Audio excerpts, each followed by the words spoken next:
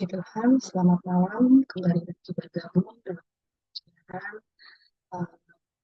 yang kita. Sebelum kita memulai, kita akan berdoa. Mari kita berdoa. Pujian syukur kami naikkan kepadamu Tuhan Yesus yang baik. Kami bersyukur Tuhan atas kebaikan dan kemurahan-Mu, atas belas kasihan-Mu buat kami. Terima kasih kalau kami sudah menikmati hari ini Tuhan. Hingga sisa malam nanti kami sungguh percaya Engkau terus menyertai kami. Terima kasih untuk anugerah-Mu yang besar. Terus kami boleh nikmati anugerah-Mu, kami boleh menikmati damai sejahtera sukacita-Mu. Terima kasih Tuhan. Kami terus mohon ampun selalu kepadamu Tuhan. Kami sungguh percaya Tuhan Yesus Engkau mengampuni kami. Engkau sudah menebus kami dengan karya salib penebusan yang luar biasa Tuhan. Biar kami boleh terus meresponi Tuhan Yesus, karya penebusan-Mu dengan benar Tuhan. Hingga kami boleh hidup dalam perkenanan. Terima kasih Tuhan, mampukan kami untuk kami terus hidup dalam pertobatan Tuhan Yesus. Terima kasih Tuhan Yesus yang baik. Saat malam hari ini kembali kami bersyukur, kami boleh diberi kesempatan waktu Tuhan untuk kembali kami belajar kebenaran firman-Mu. Kami tahu itu semangat daripadamu. Allah Roh Kudus terus ingatkan kami untuk kami terus belajar dan belajar lagi akan firman. Dan firman itu boleh mengubah sikap hati kami, boleh bertumbuh, terlebih boleh berbuah-buah buat orang lain. Terima kasih Tuhan, terima kasih. Terpuji-pujilah Engkau ya Tuhan. Pimpin pembelajaran kami malam ini Tuhan. Biar apa yang kami pelajari itu tidak sia-sia. Tuhan tolong teman-teman kami, berikan mereka juga kerinduan yang sama untuk sama-sama belajar firman-Mu saat malam hari ini.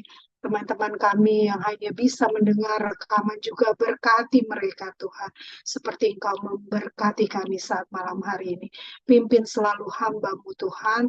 Oh biar apa yang diperkatakan hamba-Mu itu semua daripada-Mu. Terima kasih Tuhan, terima kasih. Kami mulai pembelajaran kami malam ini dan kami peralaskan doa kami hanya dalam nama Tuhan Yesus Kristus. Haleluya. Amin. Puji Tuhan.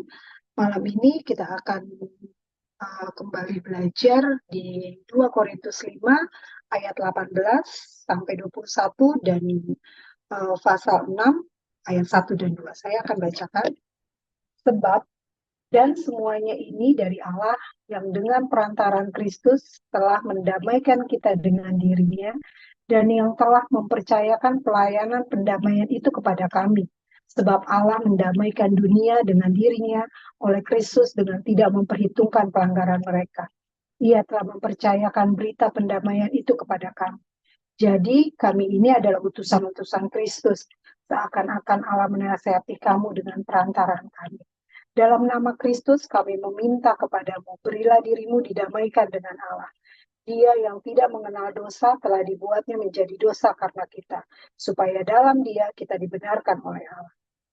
Ayat 1, sebagai teman-teman sekerja kami menasihatkan kamu, supaya kamu jangan membuat menjadi sia-sia kasih karunia Allah yang telah kamu terima. Sebab Allah berfirman, pada waktu aku berkenan, aku akan mendengarkan engkau. Dan pada hari aku menyelamatkan, aku akan menolong engkau. Sesungguhnya, waktu ini adalah waktu perkenanan itu. Sesungguhnya, hari ini adalah hari penyelamatan.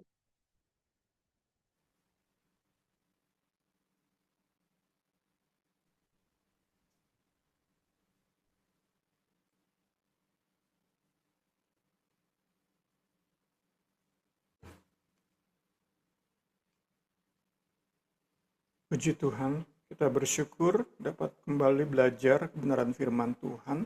Kita percaya apa yang kita pelajari akan terus membentuk pola pikir kita, membentuk sikap hati kita. Sungguh dan sungguh hanya firman dan Roh Kudus andalan kita untuk punya hati yang terus dibaharui, punya pikiran yang terus diselaraskan dengan perkara-perkara surgawi.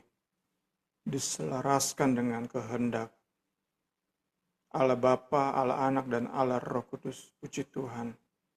2 Korintus, surat ini terus kita pelajari. Kita malam hari ini akan memasuki pasal ke-6. Sedikit lagi kita selesaikan defense, pembelaan Paulus terhadap pelayanan perjanjian baru. Tentu di defense, dibela karena ada serangan. Serangan dari para rasul palsu, pelayan mirror yang datang dengan sajian yang berbeda dengan perjanjian baru.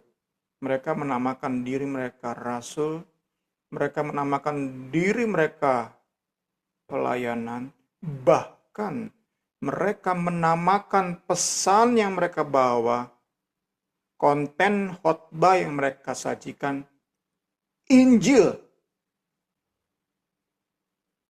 Tetapi itu berbeda dengan apa yang Paulus sampaikan. Berbeda dengan konten khotbah, konten pengajaran Paulus. Jadi memang mirror dalam banyak hal diserupakan, disarukan dengan yang asli.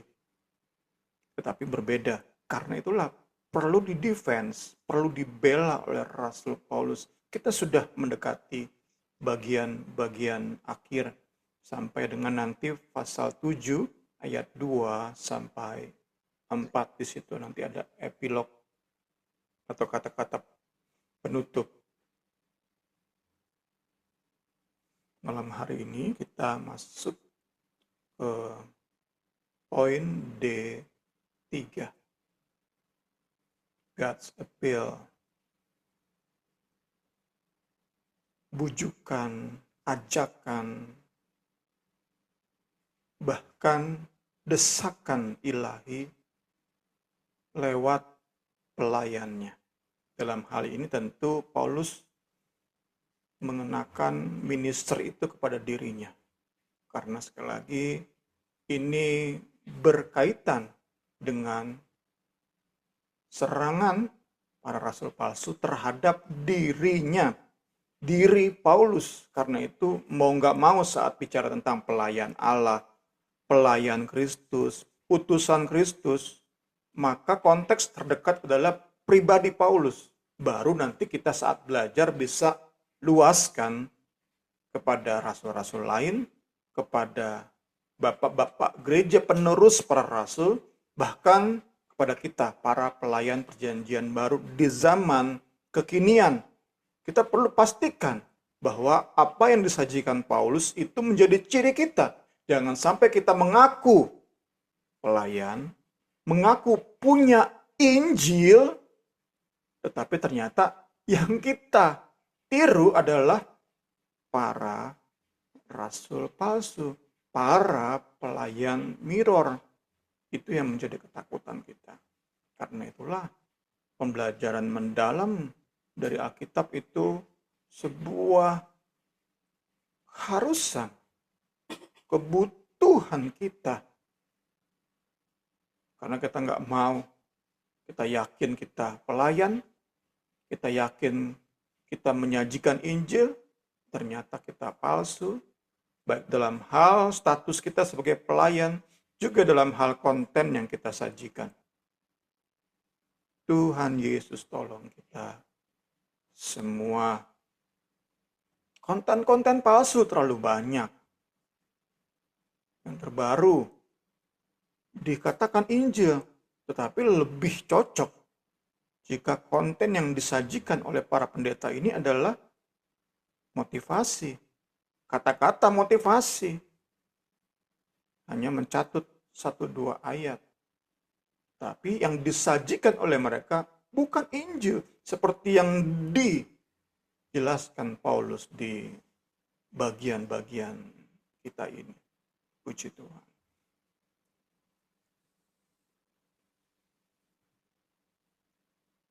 Ayat-ayat yang baru saja kita baca ini merupakan puncak dari penjelasan Paulus tentang jabatan pelayanan kerasulan,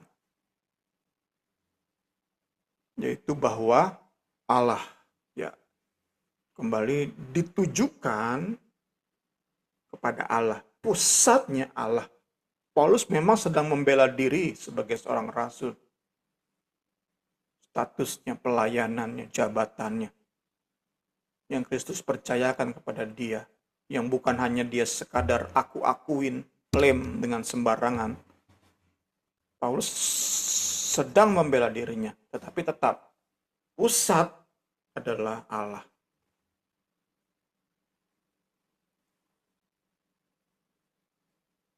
Allah segala alam, Allah atas sejarah manusia, mendamaikan dunia dengan dirinya melalui Sang Anak yang dibuat menjadi dosa. Itulah inti dari keseluruhan 2 Korintus. Berpusat pada Allah yang menyatakan kemurahannya mendamaikan dunia dengan dirinya lewat Kristus, lewat karya Kristus. Inilah puncak atau bagian terpenting dari 2 Korintus. Adapun karya pendamaian ini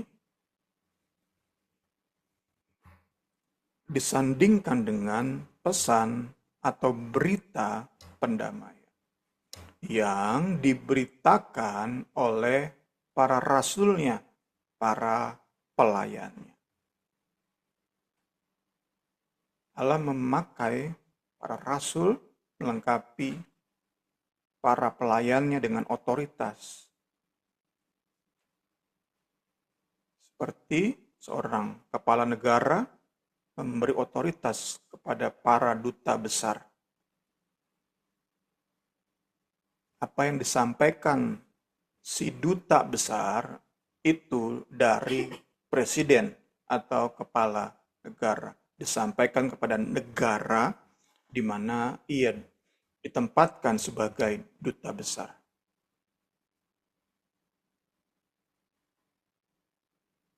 Otoritas ada pada para pelayan perjanjian baru, para pembawa pesan pendamaian. Kembali diingatkan, sudah diulang dan diulang lagi, bahwa keseluruhan penjelasan Paulus tentang kerasulannya ia tuliskan untuk meyakinkan, untuk membuang keraguan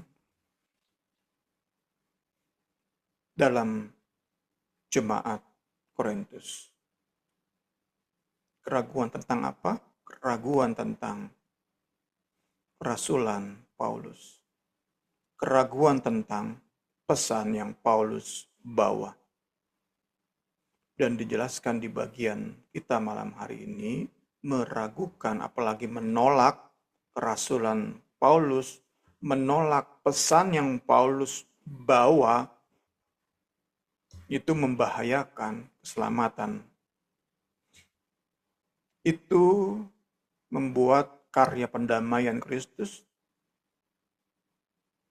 hilang efeknya dari jemaat Korintus. Itu yang kita akan belajar lewat ayat per ayat di malam hari ini.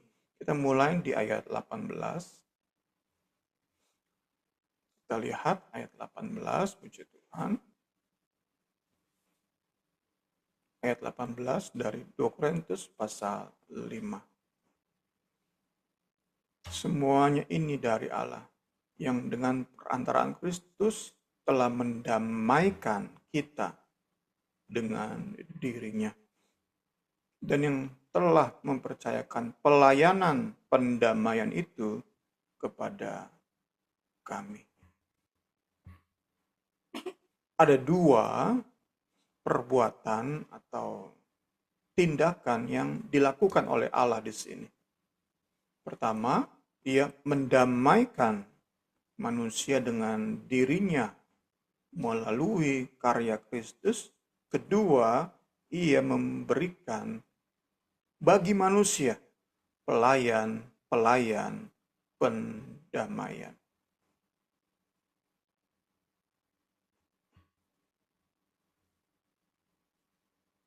Jadi, klausa dan semuanya ini dari Allah itu secara khusus bicara tentang karya Allah mendamaikan dunia dengan dirinya.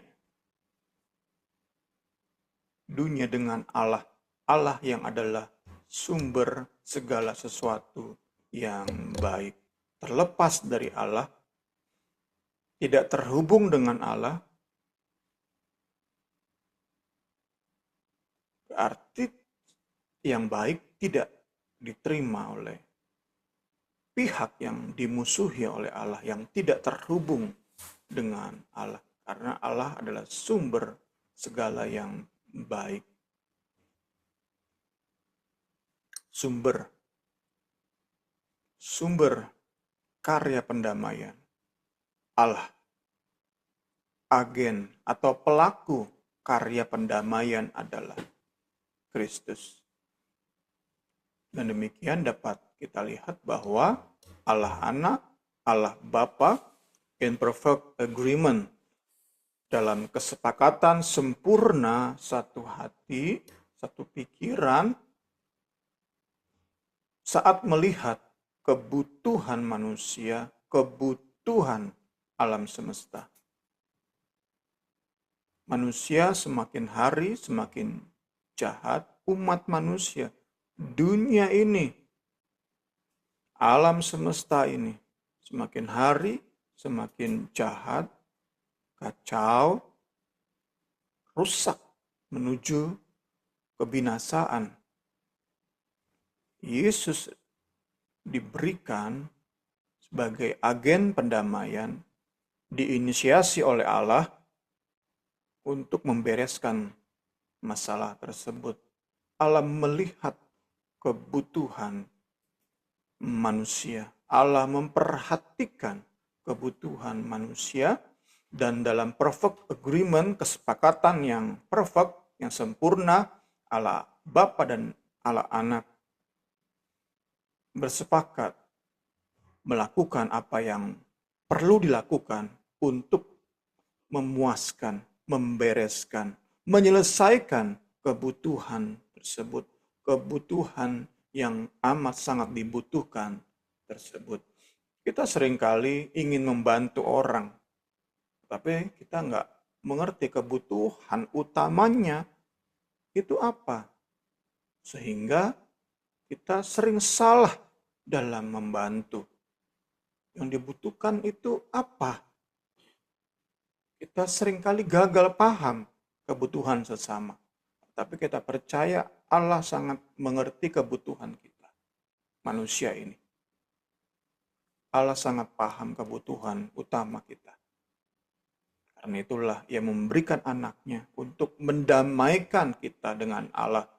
Bisa connect lagi antara kita dengan Allah, manusia dengan Allah, diperdamaikan.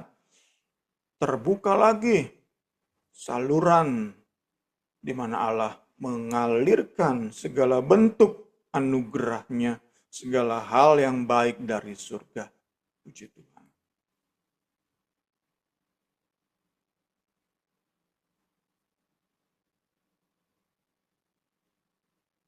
Cara memenuhi kebutuhan tadi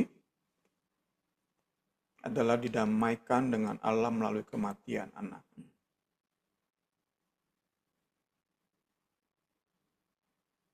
Itu berarti kebutuhan dunia yang semakin jahat, kacau, dan rusak ini adalah bagaimana Allah tidak lagi memperhitungkan kesalahan atau dosa dunia.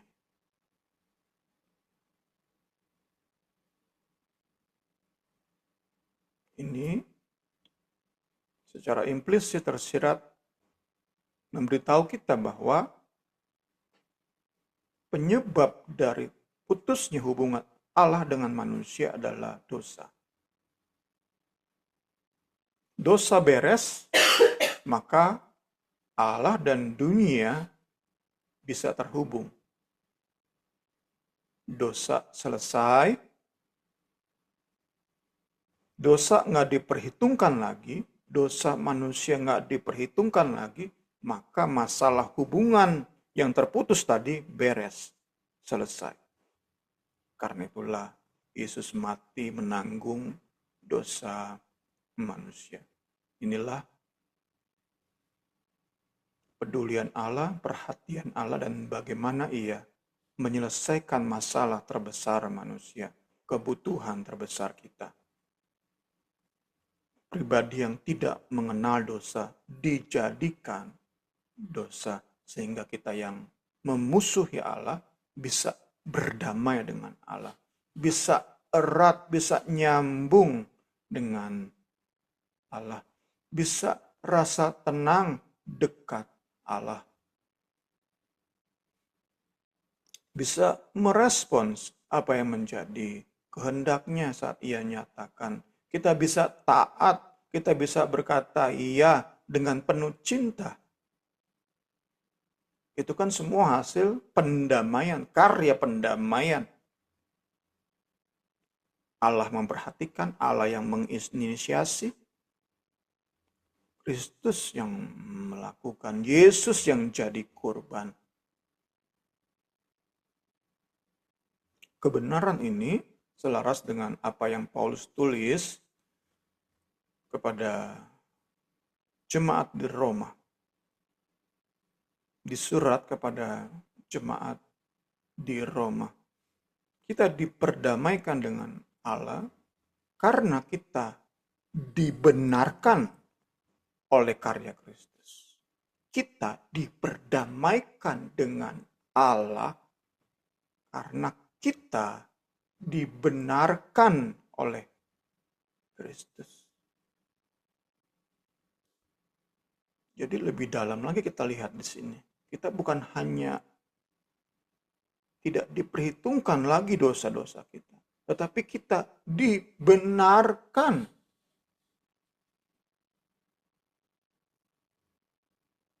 Sungguh indah karya pendamaian Kristus. Kita lihat ayat-ayatnya. Ayat 1, 9 dan 10. Ayat 1. Sebab itu kita yang dibenarkan karena iman. Nanti kita lihat lebih lanjut karena iman ini. Kita hidup dalam damai sejahtera dengan Allah.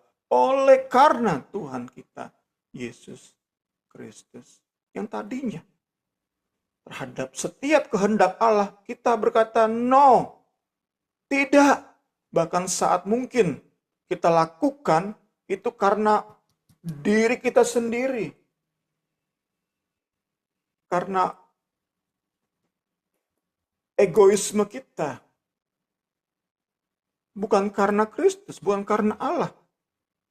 Banyak kan orang-orang Kristen palsu taat kepada firman Allah tetapi berpusat pada diri sendiri. Itulah manusia lama kita. Itulah manusia lama yang kemudian berpura-pura jadi Kristen. Itulah keberadaannya.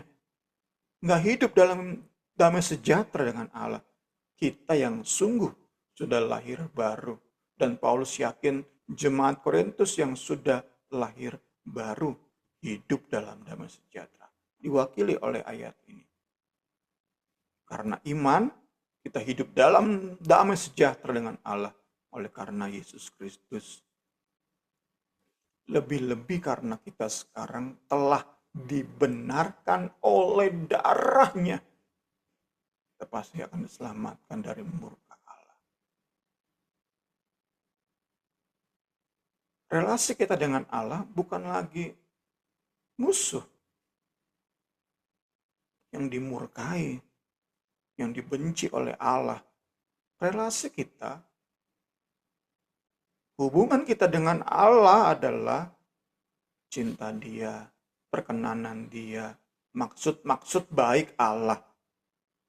rancangan Allah bagi hidup kita untuk menjalani hidup yang berarti, berdampak. Ayat 10. Sebab jikalau kita ketika masih seteru diperdamaikan dengan Allah oleh kematiannya, lebih-lebih kita yang sekarang telah diperdamaikan pasti akan diselamatkan oleh hidupnya. Ayat-ayat ini selaras dengan kebenaran yang kita bahas malam hari ini, ayat-ayat yang kita bahas malam hari ini. Allah mengasihi dunia ketika dunia masih memusuhi Allah. Inisiatif datang dari Allah. Inisiatif ini independen atau tidak bergantung pada respons manusia. Inisiatif Allah mendahului respon manusia. Jadi bukan atas dasar permintaan manusia untuk diperdamaikan dengan Allah. Enggak, inisiasi datang dari Allah dan tentu meminta respon iman kita. Tetapi inisiasi Allah memperdamaikan dunia dengan dirinya terjadi, diwujudkan bukan karena permintaan manusia. Tolong Allah, perdamaikan kami dengan Engkau. Bukan, dan bukan. Allah yang berinisiatif.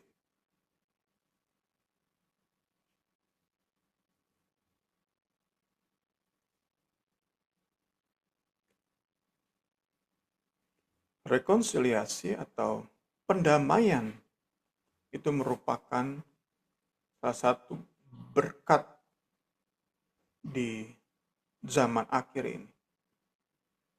Berkat yang diwujud nyatakan dalam Kristus.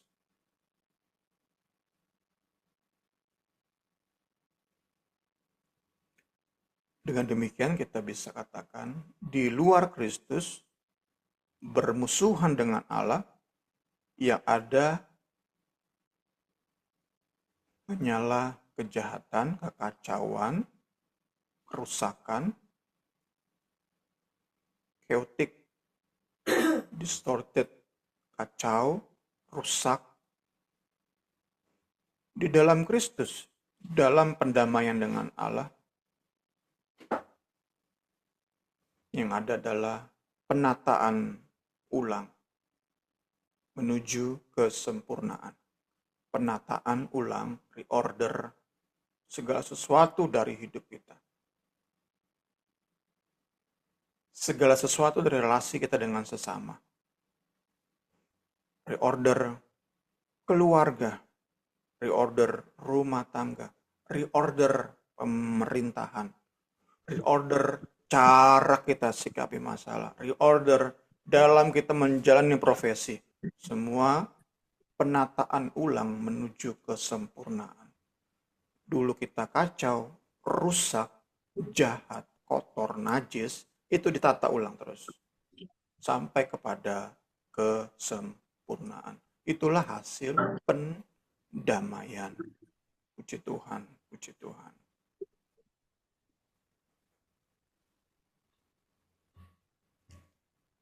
Karya pendamaian ini sudah selesai Allah kerjakan, dampaknya akan terus terjadi nanti sampai kepada kesempurnaan. Menyertai karya pendamaian ini, Allah memberi pesan pendamaian yang Allah percayakan kepada para pelayannya.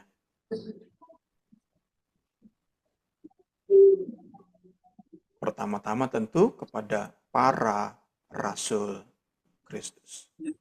Puji Tuhan. Ini menunjukkan sebuah kebenaran lain bahwa untuk menerima dampak dari karya pendamaian, manusia perlu terima, perlu dengar, dan berkata, yes, iya, menerima terhadap pesan atau berita pendamaian tersebut. Ini kan logika sederhana ya. Buat apa ada pesan pendamaian jika manusia nggak diminta respons. Kalau memang seperti yang kita pernah belajar, diajarkan oleh kaum universalisme bahwa kematian Kristus itu berlaku untuk semua manusia, nggak peduli iman mereka kemana, tapi kematian Kristus itu dampaknya bagi semua manusia, maka pesan pendamaian menjadi nggak logis. Nggak perlu pesan pendamaian jika memang karya pendamaian Kristus itu membuat semua manusia masuk surga, berdamai dengan Allah. Tetapi jelas Alkitab menyatakan bahwa ada pesan pendamaian yang dibawa oleh para pelayan Allah, utusan Kristus yang harus ditanggapi dengan benar oleh umat, oleh manusia. Puji Tuhan. Segala hormat kemuliaan bagi Allah. Ayat 19, kita masuk. Ayat 19 ini mengulang kebenaran yang sudah dinyatakan di ayat 18 dengan kalimat yang lain. Idenya sama, dituliskan dengan kalimat yang lain. Replace apa yang ada di ayat 18.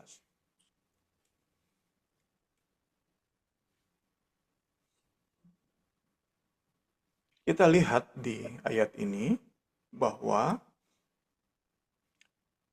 ditegaskan keterpisahan dan permusuhan dengan Allah itu akibat dari dosa atau pelanggaran yang manusia lakukan.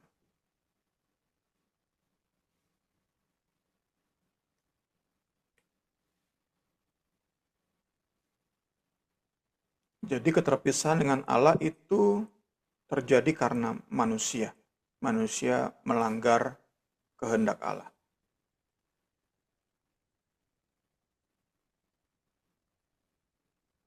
Melalui karya pendamaian, dosa dan pelanggaran manusia tidak lagi Allah perhitungkan. Allah yang membereskan. Manusia tinggal menerima dengan iman.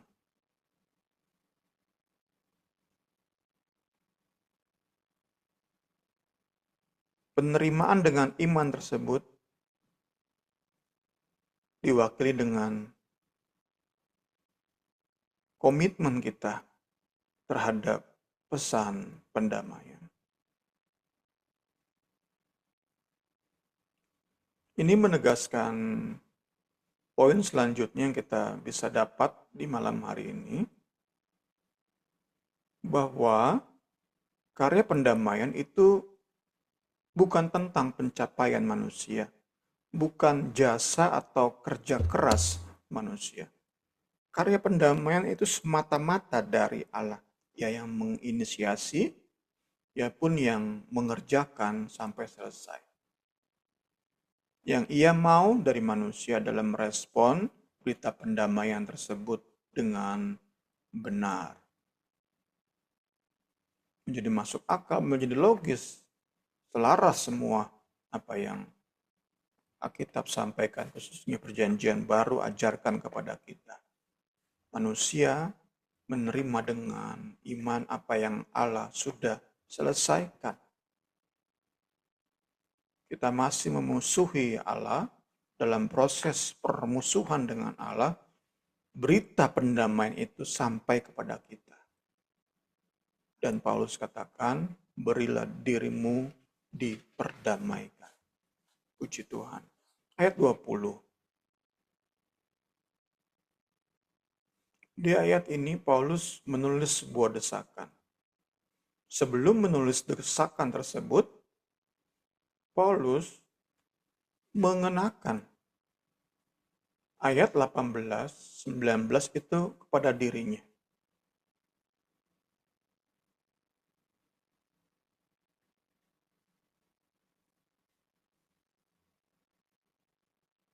Kita lihat ayat 20.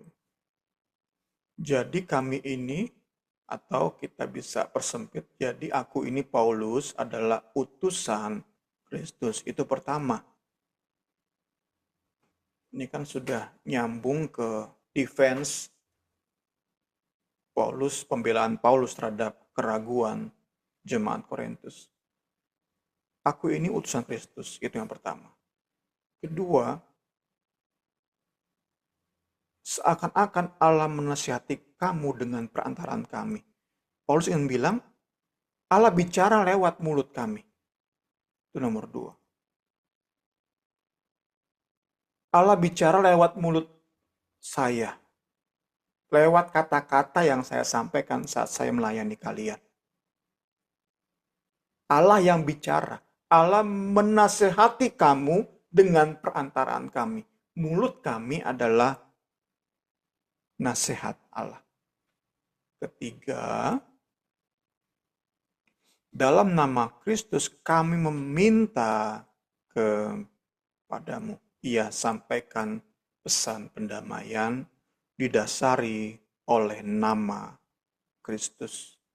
Barulah kita baca bagian akhir dari ayat 20. Berilah dirimu didamaikan dengan Allah.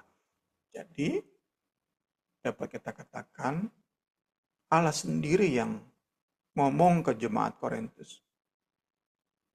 Damai dengan aku yuk. Berilah dirimu didamaikan dengan Allah.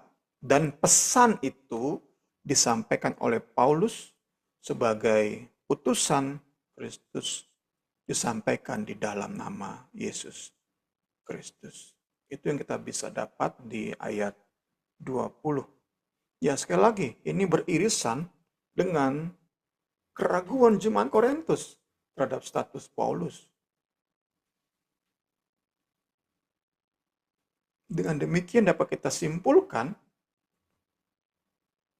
keraguan jemaat Korintus itu nggak bisa dipisahkan dari pendamaian dengan Allah. Saat sebuah negara menolak perkataan atau pernyataan seorang duta besar dari Indonesia, negara ini menolak, sama aja seperti sedang menolak presiden kita. Yang ditolak memang perkataan si duta besar, tapi duta besar ini sampaikan pesan presiden. Demikianlah dalam hal ini. Saat kalian jemaat Korintus meragukan kerasulanku, kalian sama saja sedang menolak karya pendamaian Kristus. Sebagai utusan atau duta, Paulus membawa otoritas dari sang pemberi kuasa, sang penitip pesan. Paulus mewakili Kristus. Ia membawa pesan Kristus. Ia membawa otoritas Kristus. Menolak Paulus sebagai utusan Kristus sama dengan menolak sang pemberi pesan.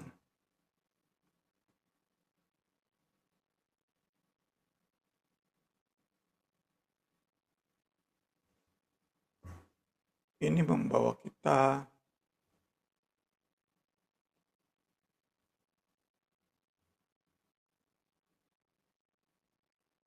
kepada apa yang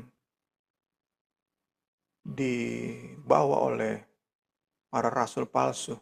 Keraguan-keraguan, serangan-serangan, fitnah-fitnah para rasul palsu terhadap Paulus. Rasul palsu ini berarti orang-orang anti perdamaian Allah dengan manusia. Entah mereka paham itu atau enggak, yang jelas pesan yang mereka bawa, pengaruh yang mereka bawa, itu akan membuat jemaat Korintus terpisah dengan Allah. Kiranya kita dapat belajar dan belajar lebih dan lebih lagi. Puji Tuhan.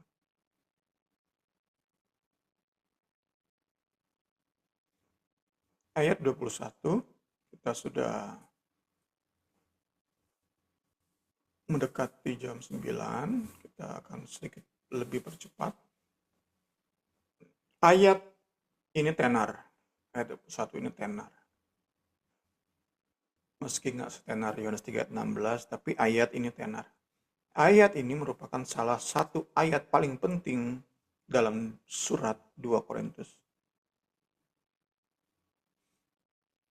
Indahnya ayat ini, nonjoknya ayat ini, itu memaksa para teolog menyelidiki asal mula ayat ini. Nggak sedikit teolog ragu, ini hasil langsung Roh Kudus ketulisan Paulus. Mereka berpikir ini memang lagu atau himne yang ada di saat itu di gereja mula-mula. Ada yang menerka seperti itu. Saking ayat ini nonjok banget. Ayat ini indah banget. Dia yang tidak mengenal dosa telah dibuatnya menjadi dosa karena kita. Supaya dalam dia kita dibenarkan oleh Allah. Tadi sekali lagi beberapa teolog meragukan bahwa ayat ini sepenuhnya dari Paulus oleh Roh Kudus. Mereka menduga ini merupakan semacam kredo atau poin-poin dari, kalau istilah sekarang, katekisasi di zaman gereja mula-mula. Ada yang menerka seperti itu, saking hebatnya ayat ini.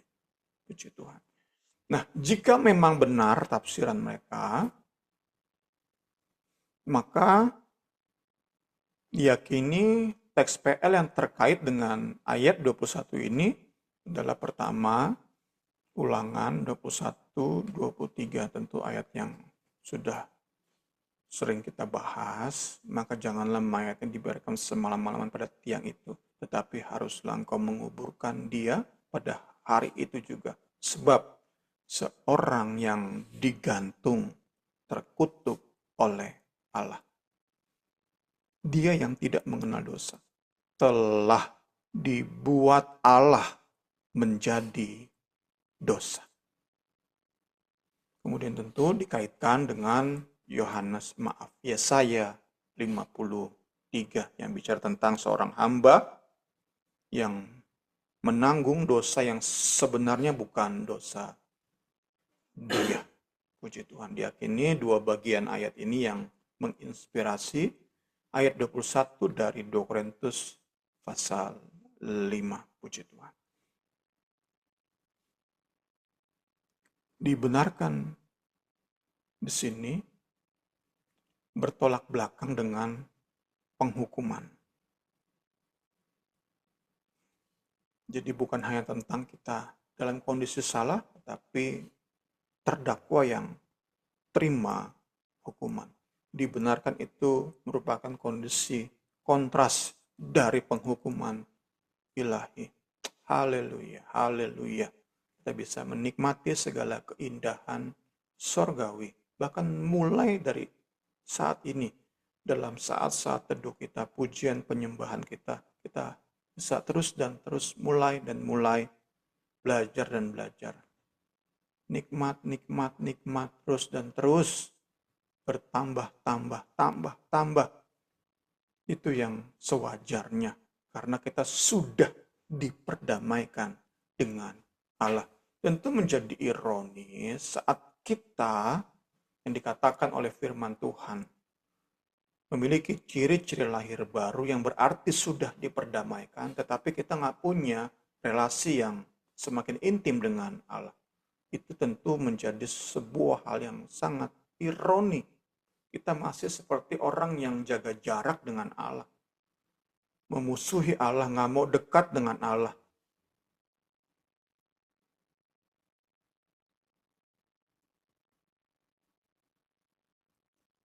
Dibenarkan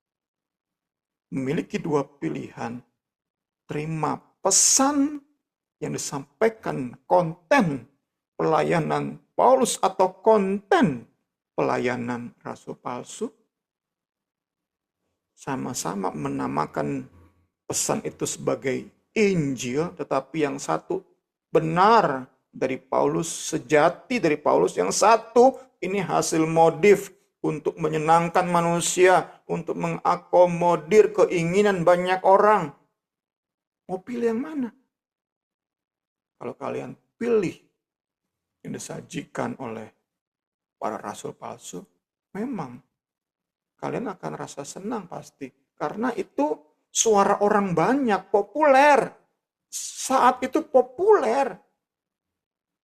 Karena itu mengakomodir nama Yesus dan Taurat digabungkan. Jadi di dua kelompok. Ada orang-orang Kristen di dalamnya dan ada orang-orang Yahudi. Klop. Tapi kalian kalau terima itu, kalian menyia-nyiakan karya keselamatan Kristus. Kedua tentu, saat mereka terus bimbang. Saat mereka terus ragu, nggak bisa mutusin, itu pun menyia-nyiakan. Dalam konteks tadi ya, di saat seharusnya kita mengerjakan keselamatan, kita dalam kondisi polemik. Bingung. Berpihak mana? Berpihak ke mana nih? Terus bingung. Terus berada di status quo, kebingungan tadi, polemik tadi. Nggak mau memutuskan. Paulus minta desak, percaya padaku. Aku ini utusan Kristus. Aku bawa pesan pendamaian Kristus, percaya padaku. Maka kalian nggak menyia-nyiakan karya keselamatan. Kalian akan mengerjakan dengan lebih hari, lebih maksimal. Tentu kita tahu bersama, saat kita sibuk dengan polemik, urusan, perdebatan, potensi-potensi yang kita miliki habis untuk berdebat, habis dengan kebingungan demi kebingungan tadi. Kita nggak mau seperti itu. Mari putuskan. Mari putuskan. Ajakan, desakan Paulus kiranya menjadi bagian kita. Mari terima kebenaran yang sejati, kebenaran yang didasari oleh pendalaman Alkitab yang kuat. Pegang itu, jangan terus bingung. Jangan terus bingung, pegang yang kuat, sehingga kita bisa jalani pelayanan kita itu dengan lebih maksimal. Puji Tuhan, segala hormat kemuliaan bagi Kristus. Ayat 2, ayat terakhir, puji Tuhan.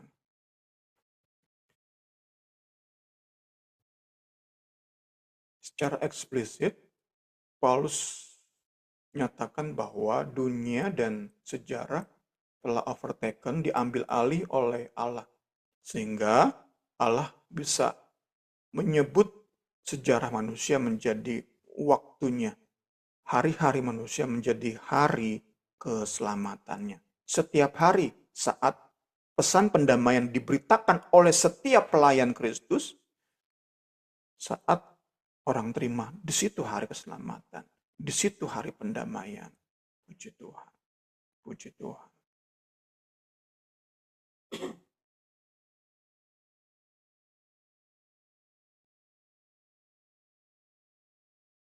Kita tutup karena waktu yang sudah mendekati jam 9. Penutup, pertanyaannya adalah apakah pelayanan pembawa pesan pendamaian hanya di Paulus dan kawan-kawan? Apakah otoritas pembawa pesan pendamaian itu berhenti di para rasul saja? Pertama, kita perlu mewaspadai ada pendeta-pendeta otoriter yang berkata, aku pembawa pesan Kristus. Apapun yang aku sampaikan itu pesan Kristus.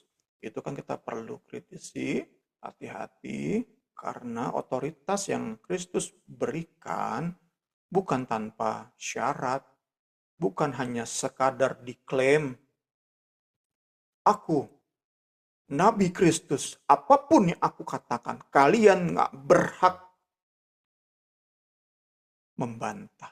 Kalian nggak berhak mengkritisi. Digabung, saya baru nonton barusan di channelnya Guru Gembul, sekarang sedang ramai di kalangan mereka, Habib-Habib yang berani seperti itu, mirip.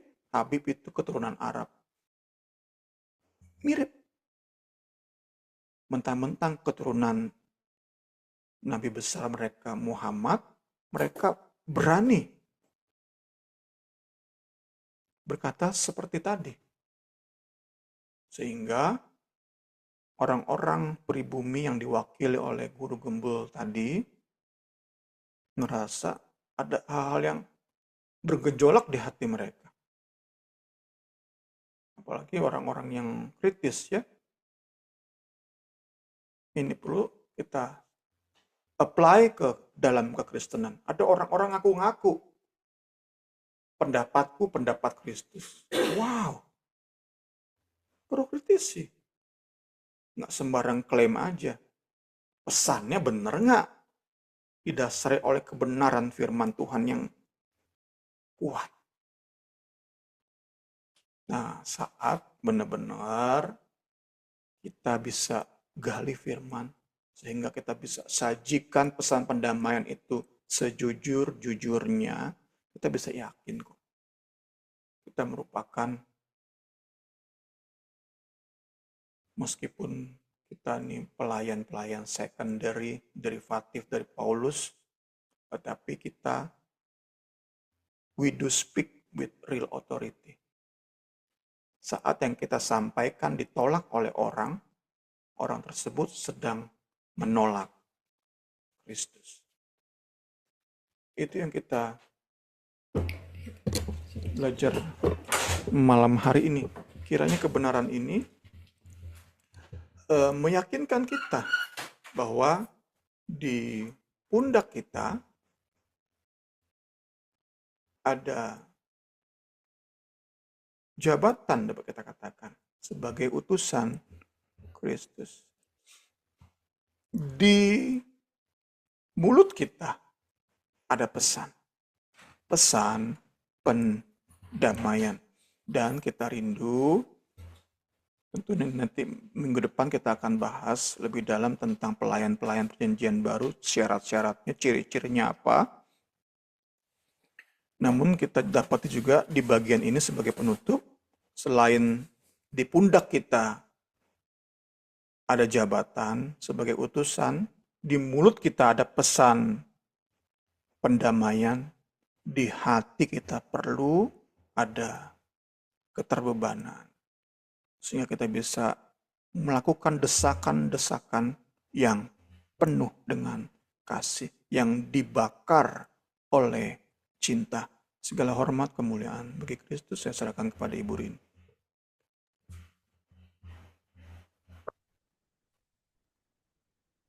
Ya, puji Tuhan. Dari pembahasan kita malam ini, mungkin Niar, Agnes, Bu, ada yang mau ditanyakan atau menambahkan juga boleh. Biar kita boleh sama-sama meresponi ya inisiatif Allah dengan pendamaiannya gitu ya, sampai Dia kasih anaknya untuk menebus dosa kita itu semua karena inisiatif Allah, bukan karena kita gitu ya. Jadi biarlah kita sebagai anak-anak Allah kita meresponi gitu karya pendamaian itu Tuhan Allah sudah berikan kepada kita ya. Biar kita boleh menjadi utusan-utusan Allah yang benar-benar berani mengatakan, mengabarkan Injil kebenaran itu. Mungkin dari Niar atau dari Agnes? Nggak ada ya. Oke, kita akan tutup pembelajaran kita malam ini. Terima kasih ya teman-teman yang sudah bergabung. Nanti Niar yang tutup dalam doa. Siang hari ini, mari teman-teman kita berdoa. Bapa dalam surga yang kami panggil dalam Alhamdulillah. Tuhan Yesus Kristus, kami sungguh bersyukur Tuhan atas firman yang boleh Tuhan berikan pada kami, ya Bapa, pada malam Iya. hari ini, Tuhan. Tuhan sungguh kami tak henti-hentinya bersyukur Tuhan atas karya ajaib-Mu dalam hidup kami, atas karya pendamaian-Mu dalam hidup kami, ya Bapa. Kami boleh ditebus, kami boleh disucikan Tuhan Yesus, kami boleh memiliki akses pada Allah Bapa ya Tuhan, melalui segala apa yang Tuhan Yesus telah lakukan di Kalvari ya Bapa. Tuhan, melalui semua ini kami ingin Tuhan, mata hati kami boleh melihat lagi betapa besarnya Tuhan, cinta Tuhan Yesus bagi kami semua ya Tuhan Yesus. Kami ingin Tuhan lebih heran lagi melayani Engkau ya Bapa. Kami bukan ya Tuhan pura-pura memiliki hubungan dengan Tuhan. Kami nggak berpura-pura Tuhan melalui pelayanan kami, tapi kami boleh lebih hari diubahkan, lebih sungguh Tuhan. Kami boleh menjadi pelayan perjanjian baru yang sejati ya Tuhan Yesus, meninggalkan apa yang menjadi keinginan kami Tuhan Yesus, yang mau menderita ya Tuhan Yesus, bersama Kristus, yang mau terus Tuhan menyatakan kebenaran ya Bapa. Kami boleh Tuhan Yesus menyaksikan, tapi juga Tuhan Yesus memberitakan kabar baik, menampilkan kemuliaan Tuhan dalam dunia ini ya Bapa. Terima kasih Tuhan, terima kasih. Kami bersyukur Tuhan Yesus Kristus atas karyamu. Kami uh, ya Tuhan Yesus, untuk bisa melayani Engkau lebih heran lagi ya Bapa. Tuhan, kami juga bersyukur Tuhan, pada malam hari ini juga menolong Bung Semi Tuhan Yesus. Tuhan percaya Tuhan segala apa yang telah Bung Semi lakukan ya Tuhan Yesus, semua hanya berasal daripadamu Tuhan Yesus. Terus ya Tuhan, pakai Bung Semi, Tuhan yang memberikan hikmat luar biasa, segala support yang Bung Semi butuhkan, Tuhan yang bukan ya Tuhan, Tuhan yang perlengkapi, semua hanya untuk kemuliaan namamu ya Bapa. Terima kasih ya Tuhan, Tuhan kami juga rindu Tuhan Yesus, setiap teman-teman kami yang belum bergabung Tuhan, Tuhan ajarkan hati mereka melalui siaran ini Tuhan, ataupun dengan cara-cara lain kami rindu ya Tuhan Yesus, pengetahuan Tuhan Yesus, segala hikmat yang kebenaran yang berasal daripada Tuhan Yesus, boleh Tuhan Yesus diterima oleh kami semua Tuhan Yesus, Tuhan bongkar Tuhan Yesus, Tuhan yang patahkan segala roh kemalasan Tuhan Yesus, mata yang buta Tuhan, tapi Tuhan singkapkan segala rahasiamu Tuhan Yesus, agar makin hari hidup Tuhan berkenan di hadapanmu, boleh hidup Tuhan Yesus mencicipi indahnya kebaikanmu ya Tuhan dalam hidup kami. Terima kasih ya Tuhan, terpujilah Engkau, Allah yang hidup. Kami sudah berdoa, kami bersyukur untuk malam hari ini hanya dalam nama Tuhan Yesus Kristus. Haleluya. Amin.